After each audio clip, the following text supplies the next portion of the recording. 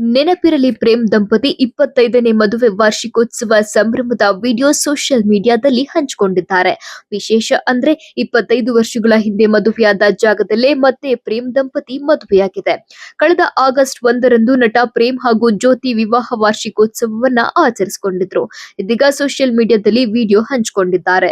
ದೀಪಾವಳಿ ಹಬ್ಬದ ಶುಭಾಶಯಗಳನ್ನ ತಿಳಿಸ್ತಾ ಪರಸ್ಪರ ಹಾರ ಬದಲಾಯಿಸುವ ವಿಡಿಯೋ ಶೇರ್ ಮಾಡಿದ್ದಾರೆ.